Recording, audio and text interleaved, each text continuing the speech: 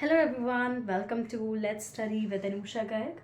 आज हम लोग class 12th psychology chapter 6 attitude and social cognition करेंगे। पहले मैं आपको रिवाइज भी करा दूंगी, पिछली क्लास में हमने जितना करा था इतना, या फिर मैं आपको पूरा एक बार करा देती हूँ। स्पीड मैच करने की थोड़ी कोशिश करेगा और जो डाउट्स होंगे you can ask in the comment section. So attitude and social cognition, नाम से पता चल रहा है एटीट्यूड क्या होता है।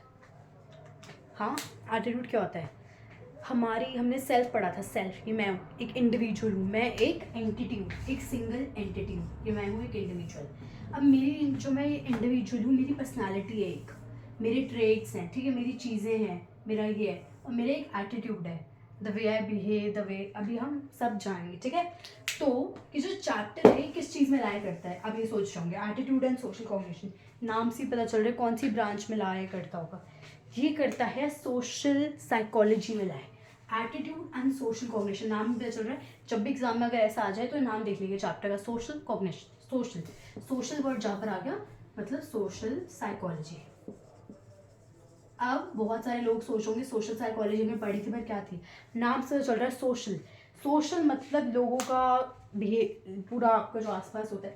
तो सोशल साइकोलॉजी का आप डेफिनेशन लिखेंगे, it revolves around our world, people and the influence and how it influences our behaviour.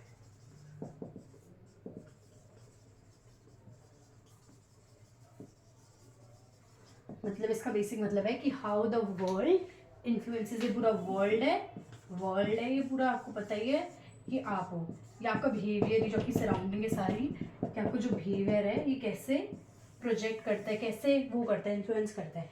ये सब किस में आता है? हमारे सोशल साइकोलॉजी, ठीक है। सोशल साइकोलॉजी क्लियर हुई कि चैप्टर किस पे बेस्ड है? सोशल साइकोलॉजी पे, ठीक है। कैसे आपके बिहेवियर को इम्पैक्ट करते हैं, इन्फ्लुएंस करते हैं, ठीक है, इसका होता है सोशल साइकोलॉजी। चलिए, इतना हमें ब्रांच क्लियर हो गया, अब हम जल्दी चलेंगे, ठीक है। अब हम करने वाले हैं इसका फर्स्ट पार्ट, ये मैं रख कर रही हूँ, आपको नाम से पता चल ही गया, ठीक है। अब इसका हम जल्दी फर्स्ट पार्ट करेंगे, विच इज, नाम से होता है सोशल कॉग्निशन। अब नाम से आप थोड़ा एक मिनट सोचिए कि सोशल कॉग्निशन का मतलब होता क्या है। सोशल कॉग्निशन मतलब एक कॉम्बिनेशन, ठीक है। इसमें हमारी कुछ चीज़ें आ जाती हैं, जैसे हमारी आ जाती है एटीट्यूड, जो भी मैं बताऊंगी आपको इसकी डेफिनेशन अच्छे से, और आ जाता है इसमें हमारा इम्प्रेशन फॉर्मेशन,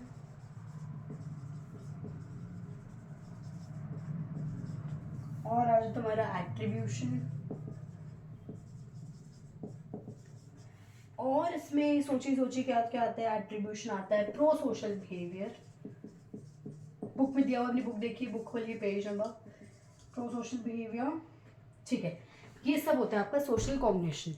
तो आप जैसी चैप्टर का पेज सेकंड खोलेंगे उसमें सब दिया हुआ है, जिसमें हमारा सोशल कॉग्निशन किन किन चीज़ों से मेड अप है, एटीट्यूड से, इंप्रेशन फॉर्मेशन से, एट्रीब्यूशन से, प्रो सोशल बिहेवियर से। आप सोचेंगे कि इसका मतलब क्या है, तो मैं आपको सब बता रही हूँ अभी। तो जो सोशल कॉग्निशन है, एक चीज़ से एक्टिवेट होती है, उनको कहते हैं हम यूनिट्स, जो होते हैं स्कीमास। स्कीमास की जो डेफिनेशन वो ये है कि social cognition is activated by, इनको कहते हैं हम कॉग्निटिव यूनिट्स। ये मतलब हमारे कॉग्निटिव यूनिट्स क्या हुई, ये हमारी प्रोसेसिंग देखती है, कैसे हम चीज़ों को प्रोसेस कर रहे हैं, कैसे चीज़ होगी, इम्पैक्ट उसका हमारी उस पर, ये देखती है स्कीमास। हमारा attitude, impression formation, attribution, pro social behaviour, वो क्या क्या करता है, एक्टिवेट किससे होते हैं? स्कीमास से होते हैं, जो कि होते हैं हमारे कॉग्निटिव यूनिट्स, जो कि करते हैं हमारी बॉडी में चीज़ों को प्रोसेस, ठीक है, स्कीमास। सोशल कॉग्निशन में हम लोग क्या क्या पढ़ते हैं? हम पढ़ते हैं मेंटल एक्टिविटीज़। अब जब भी मेंटल आ जाता है, आपको पता है मेंटल, फिजिकल, इमोशनल, ठीक है, साइकोलॉजिकल, मेंटल एक्टिविटीज़। मेंटल मतलब ब्रेन, माइंड, हमारे इससे जुड़ा। मेंटल जब भी नाम आज के दिन है तो मेंटल है क्या? मेंटल मतलब दिमाग से जुड़ा है, तो इसमें जो हमारा मेंटल है वो है ब्रेन एंड माइंड, ठीक है। तो ये हमारा ब्रेन और माइंड के बारे में हमारी बात हो रही है इसमें। हम कैसे इंटरप्रेट करते हैं चीज़ों को। अगर आपको फ्रेंड बोले कि I have invited you in my birthday party, please आना, तो you will extremely feel good, हो सकता है आप बुरा फील करें, ठीक है। आप कुछ ना कुछ करेंगे। अगर आपको एक मैथ्स का क्वेश्चन दे दिया और आप पढ़ कर ही नहीं आए एग्जाम में, तो ये क्वेश्चन आ गया कि व्हाट आर सोशल कॉग्निशन, और आपको पता ही नहीं आंसर, तो आपके जो पूरे ब्रेन में एक्टिविटी चल रही है, आप उसको कैसे इंटरप्रेट करोगे, कैसे वो चढ़ेगा, कि पहले आप इन्फॉर्मेशन गैदर करोगे कि क्या हो रहा है। ब्रेन आपको क्या इन्फॉर्मेशन गैदर करेगा कि एग्ज़ाम है, ये मैथ्स का है, साइकोलॉजी का है, ये फिर उसको इंटरप्रेट करेगा, फिर चीज़ें करेगा, और फिर जाकर आपको समझ आएगा, ठीक है। तो सोशल कॉग्निशन किससे एक्टिवेटेड होती है? कॉग्निटिव यूनिट्स कॉल्ड स्कीमा से। चलिए अब हम इसके दूसरे उस पर आते हैं कि हम इसमें जिसमें हम डेफिनेशन ऑल करने वाले हैं। सोशल कॉग्निशन की जो मेन बात ये है कि सोशल कॉग्निशन, इसका जो मेन ये पहलू है ये है कि एनवायरनमेंट से रिलेटेड है। आपकी सोशल एनवायरनमेंट, आपकी लाइफ, आपका जो भी आप यूज़ करते हैं ऐप्स वैप्स, जो आप बाहर घूमते हैं, आपकी कंडीशंस, आपका बिहेवियर, आपका सब कुछ ये होते हैं हमारे सोशल कॉग्निशन में आते हैं कि हम दूसरों के प्रति, वर्ल्ड हमारे साथ कैसा बिहेव करता है, ठीक है। इसमें सारी सोसाइटल कंडीशंस भी आ जाती है। इसमें आपका बिहेवियर पैटर्न आ जाता है, एग्रेशन हो गया, फ्रस्ट्रेशन हो गया, ठीक है। तो हमें बस ये समझना है कि वी एज ए ह्यूमन हम क्या कर रहे हैं, हम कैसे बिहेव कर रहे हैं, क्या क्या कर रहे हैं, सब इसमें आ जाता है सोशल कॉग्निशन, ठीक है। सोसाइटी को लेकर हमारा क्या प्रक्रिया है, क्या है। अब हमने ये तो पढ़ लिया। अब आता है हमारा first part, that is impression formation. लिख लीजिए अपने उसमें, इम्प्रेशन फॉर्मेशन। अब बहुत सारे नाम से पता ही चल गया होगा, इम्प्रेशन फॉर्म कर लेना, जज कर लेना, इम्प्रेस एक वो बना लेना। मैं आप लोगों से किसी से मिलती हूँ, मेरा एकदम से माइंडसेट बन जाता है, अरे आप तो ऐसे हो, आप लंबे हो, आपका ये मेरा इंप्रेशन, अगर कोई वो हेल्प करे किसी की तो मेरा इंप्रेशन बनेगा, और ये तो हेल्प कर रहा है, तो हमारा एक इंप्रेशन बन जाता है जिसके बारे में जो जो सोच रहे होते हैं, ठीक है। तो impression formation is when we make interferences about personal qualities or people we meet. When we infer about people's personalities when we meet them, ठीक है। इम्प्रेशन फॉर्मेशन मतलब when we infer about people's personality when we meet them, ठीक है। उसके बाद आता हमारा attribution. नाम से पता चल रहा होगा एट्रीब्यूशन, नहीं पता चल रहा कोई बात नहीं, मैं आपके साथ हूँ, आपको बताती हूँ सब। एट्रीब्यूशन, एट्रीब्यूशन क्या लग सकता है, क्या होगा एट्रीब्यूशन? जब हम कॉज असाइन करते हैं, अगर किसी बच्चे की, कोई बच्चा टेस्ट में फेल हो गया एंड वो बच्चा मुझे बार बार परेशान कर रहा है, तो मुझे एक मिनट को वो लगेगा कि क्यों कर रहा है, फिर मुझे समझ आएगा कि इसका कॉज क्या हो सकता है, क्यों परेशान कर रहा है, बिकॉज उसके कम मार्क्स आए।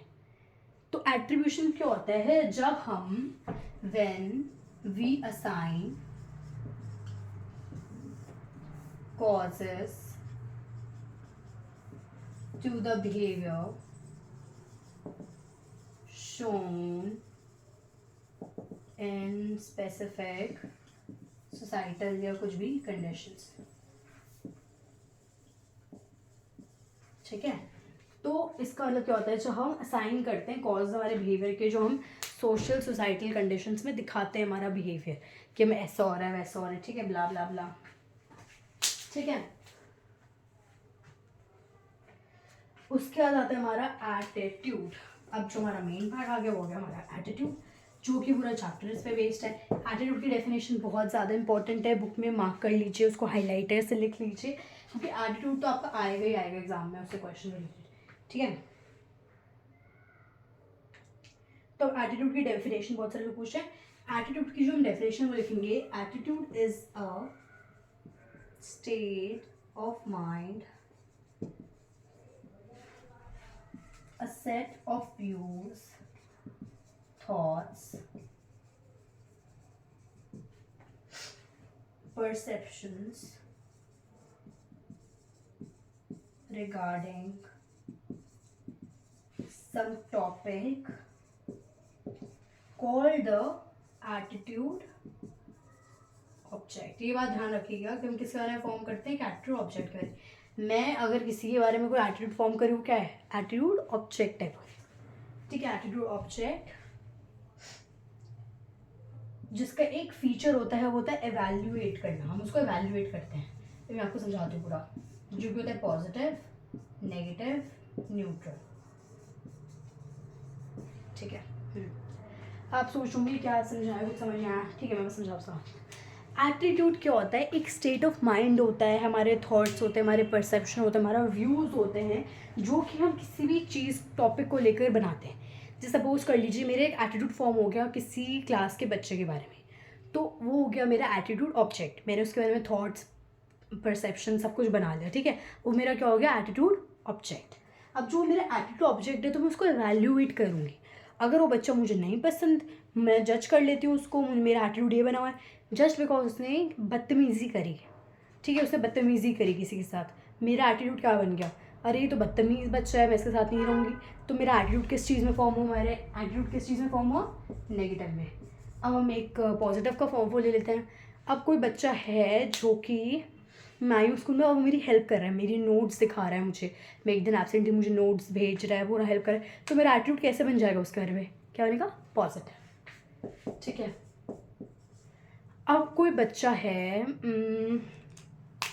जो जब मैं आई थी तो वो बच्चा बहुत ज़्यादा वो है कि हमेशा मना कर देता है पर कभी कभार हेल्प भी कर देता है, तो मेरा जो एटीट्यूड है वो डाइसी रहेगा कि इसने मेरी एक बार हेल्प करी, एक बार नहीं करी, एक बार हेल्प करी, एक बार नहीं करी, तो जो एटीट्यूड वाला होगा वो क्या होगा, न्यूट्रल। ये एग्जांपल थोड़ा आप लेम कह सकते हैं, आपके और भी एग्जांपल्स है, बुक में जो एग्जांपल दिया हुआ उसको देखिए।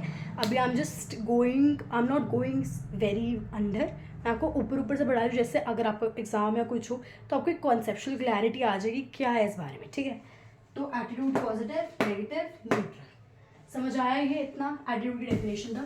एटीट्यूड की डेफिनेशन हम लर्न करेंगे, चलिए मेरे साथ लर्न करिए एटीट्यूड की डेफिनेशन, मज़ा आएगा हमें।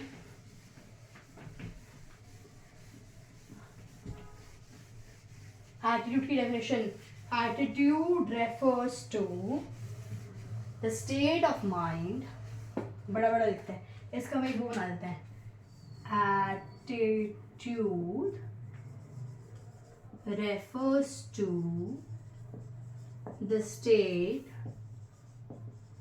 of mind, thoughts, views, perception आपका मैंने तो लिख लीजिए, बुक में नहीं लिखा हो तो we are not going to write it, पर आप लिख भी सकते हैं, ऐसा कोई है नहीं।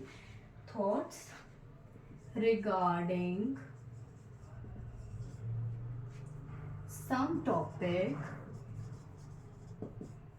called the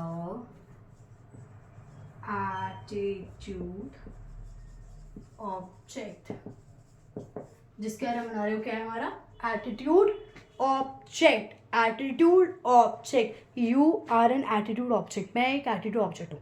तुम लोग मुझे जज कर रहे हो कि दीदी यू आर वेयरिंग दिस, पापा की शर्ट, ये क्या है, you are forming an attitude. क्या हूँ मैं हूँ एटीट्यूड ऑब्जेक्ट। मैं किसी बारे में कुछ भी फील कर रही हूँ, बना रही हूँ, क्या हुआ वो मेरा attitude object. Yes let's go.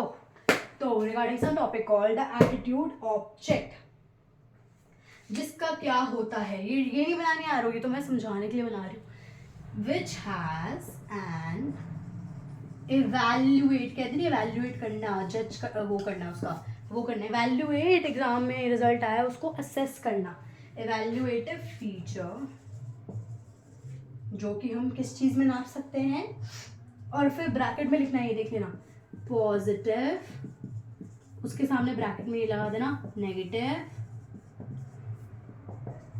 Neutral, ठीक है। अब इसकी डेफिनेशन बिना देखे बोलते हैं। एटीट्यूड रेफर्स टू, देखिए मेरे उंगलियां देखिए, एटीट्यूड रेफर्स टू, देखिए state of mind, state of mind, इसमें देखिए state of mind, thoughts, views. State of mind, views, thoughts. State of mind, views, thoughts. 3 उंगलियां कवर हो गई. Regarding some attitude object, attitude object, attitude object, attitude object. और fifth क्या हो गया मेरी? Evaluative feature, evaluative feature. First उंगली क्या थी? State of mind, thoughts, views, attitude object, evaluative feature. Very good. अब मैं इसको रब करती हूँ, फिर हम डेफिनेशन बिना देखे लिखेंगे. ठीक है.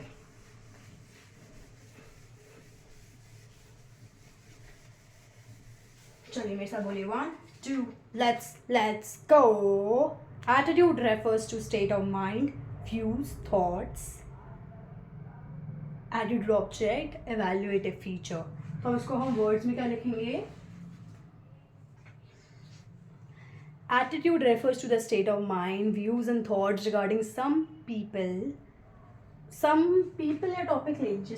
regarding some topic called the attitude object. कोई भी टॉपिक ले लीजिए, इंसान को ले लीजिए, टॉपिक मतलब कुछ भी. ठीक है. Attitude refers to the state of mind, thoughts, views regarding some topic called the attitude object, which has an evaluative feature. Positive के लिए देख ली.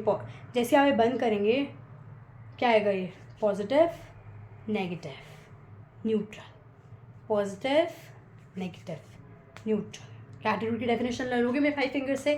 Very good. अब लिख कर देखते हैं इसको जल्दी से एक बार. उससे क्या आपको एक बार क्लियर हो जाएगा ना अपनी जब भी एटीट्यूड की डेफिनेशन है. 5 मिनट का लग attitude refers to the state of mind, views, thoughts regarding some topic,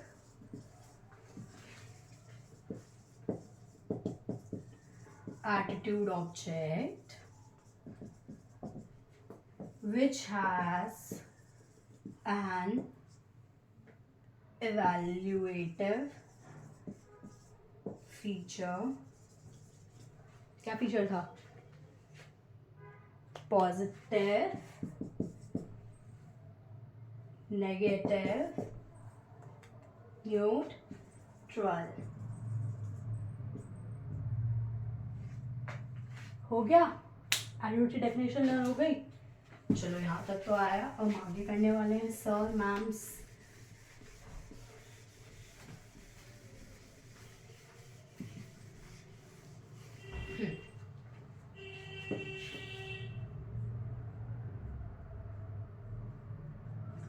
अब इसमें एक लाइन लिखी है. If your views are more of an emotional. Suppose कर लीजिए मेरे व्यूज़ है किसी चीज़ को लेकर, एंड जो हमारे व्यूज़ हैं वो थॉट्स नहीं, बस उनमें इमोशनल कनेक्शन भी है एक, एंड उसमें एक्शन का कंपोनेंट भी है, तो ओपिनियन नहीं हुए, वो क्या हुआ? एटीट्यूड हुआ. सपोज कर लीजिए एक लड़की है, उससे मुझे बहुत हर्ट करा. ठीक है. क्लास में बहुत ज़्यादा शी बुली मी. ठीक है. तो मैंने उसका क्या करा, मेरी जो उसके बारे में वो बनी एक थॉट कि ये तो बहुत गंदी, how can someone be so worst, ऐसे कोई किसी के साथ कैसे कर सकता है. ये सब जो मेरे थॉट्स हैं, ये मैं हूँ, ये उस लड़की ने मुझे बुली करा, ये मेरे थॉट्स हैं. देखिए मेरे सारे थॉट्स हैं ये. पर उन थॉट्स में मैं बहुत ज़्यादा उसके से रोई भी. मैं जब भी थॉट के बारे में उसके बारे में सोचती हूँ एक इमोशनल कॉन्सेप्ट जुड़ जाता है, मैं रोना शुरू कर देती हूँ या मुझे याद आ जाती सारी बातें, एक इमोशन उसके साथ जुड़ जाता है. ठीक है. तो ये क्या हुआ? This is not an thought, this is a attitude. मेरा एटीट्यूड बन गया, ये एक एटीट्यूड फॉर्म हो गया. ठीक है. ये बात समझ आई. तो आपके बारे में अगर आप कोई भी चीज़ से कोई ब्रेकअप हो गया, एनी सच थिंग, और यू आर वेरी हर्ट, तो समझ कर लीजिए कि वो आपका जस्ट थॉट नहीं है, आपके एटीट्यूड बन गया. ठीक है. वो एक एटीट्यूड है. ठीक है. वो एक एग्जाम्पल है एटीट्यूड का.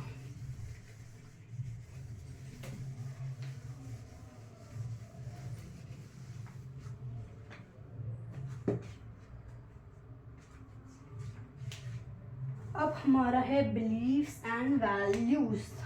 बिलीव्स, वैल्यूज, जिसमें हमारा डिफरेंस भी आ सकता है. तो कमेंट करना अगर ये क्वेश्चन देखो कि बिलीव्स और वैल्यूज़ में क्या डिफरेंस है, अपने आप सोच कर बताना, वरना मैं बता ही रही हूँ. बिलीफ, नाम से पता चला, बिलीफ्स।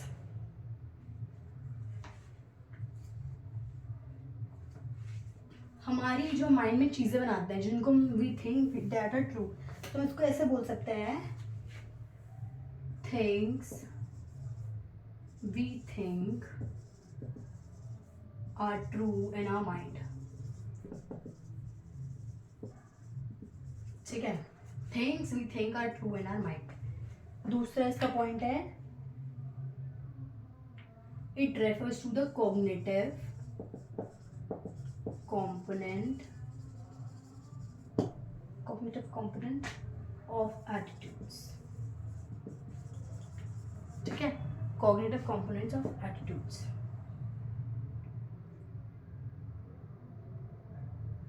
और इसके एग्जाम्पल लेते हैं, example, believe in God, believe in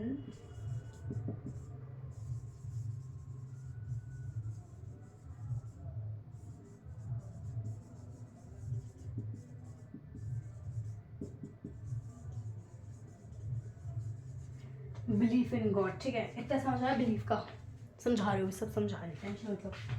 और ये बात ध्यान रखना, एग्ज़ाम में अगर आपका ये 3 मार्कर क्वेश्चन आ जाता है तो जो आप एग्जाम्पल लिख रहे हैं वो काउंट नहीं होगा।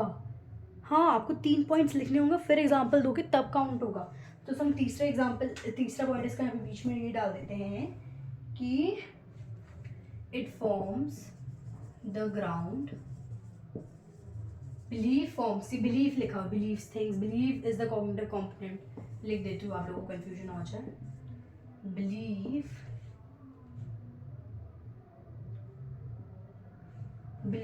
क्या था, believe forms, it forms the ground on which attitude stands. ठीक है, राइटिंग इतनी गंदी लग रही है, मैसी सी, सो सॉरी गाइस, मैं इसको अच्छे से लिखने वाली थी, कोई बात। ठीक है, अदर वैल्यूज, इसमें क्या होता है, हमारा शोड ऑट का एस्पेक्ट आ जाता है हमारा, इसमें हमारा शुड और ऑट का एस्पेक्ट आ जाता है। ठीक है,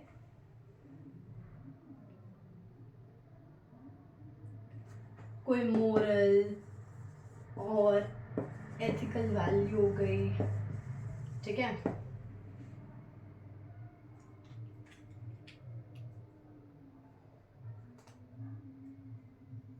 वैल्यू तब बनती है when it becomes a inseparable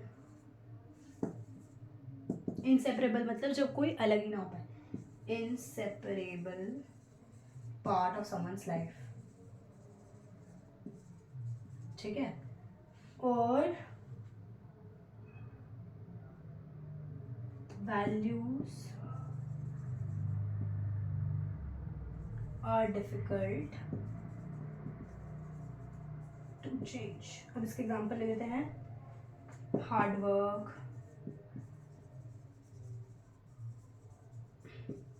honesty. अब इसको हम समझते चलिए।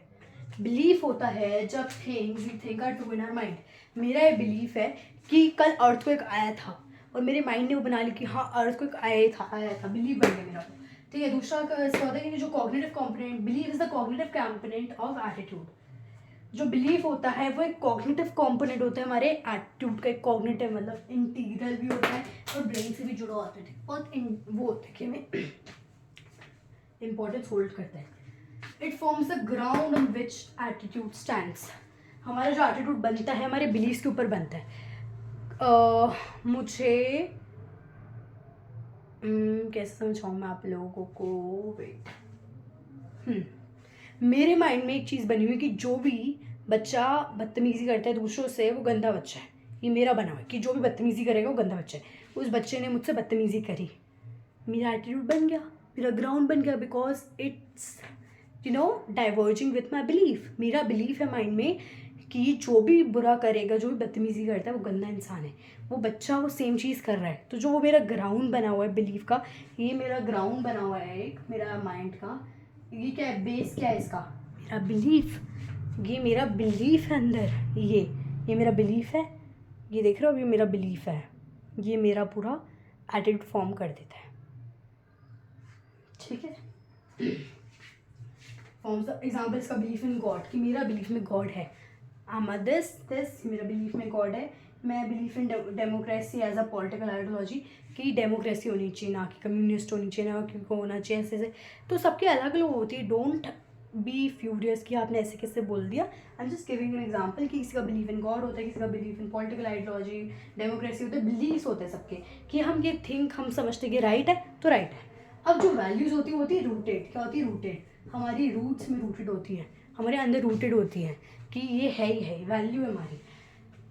वैल्यूज में शुड और ऑट का एस्पेक्ट आ जाता है, शुड और ऑट का एस्पेक्ट मैं समझाती हूँ क्या। जो हमारी वैल्यूज होती हैं वो एक शुड और, जैसे मोरल हो गया, एथिकल वैल्यूज हो गई कि ऐसा होना चाहिए, ऐसा हो सकता है, ऐसा मोरल और एथिकल वैल्यू का एक वो कॉन्सेप्ट होल्ड कर लेते हैं, ठीक है। फर्स्ट पॉइंट है ये, सेकेंड, थर्ड, ठीक है।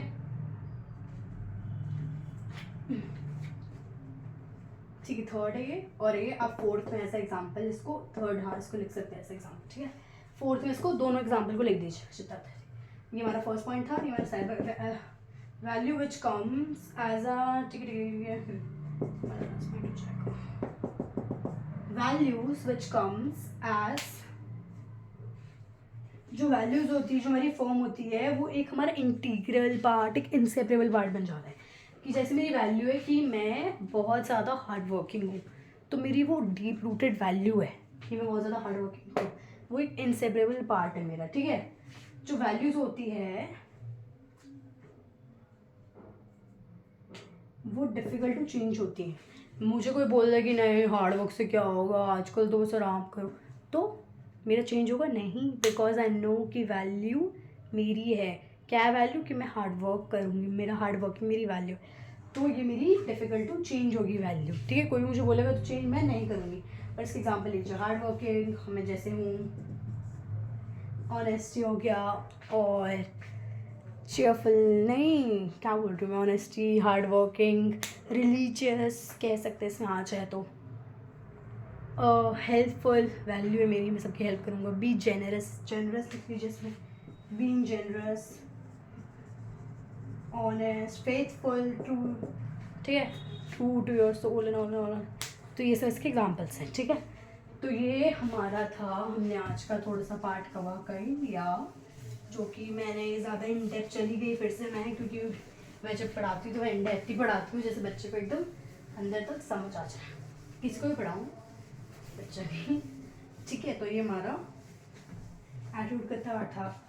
फिर हमारे आते हैं फीचर्स ऑफ एटीट्यूड, जो कि मैं आपको कल कराऊंगी। फीचर्स ऑफ एटीट्यूड कल करा दूँ, हाँ कल करते हैं फीचर्स ऑफ एटीट्यूड हम। छोटी क्लासेस आधे आधे घंटे की, अगर मैं सब बनाऊंगी ऐसे तो मुझे लगेगा 1 2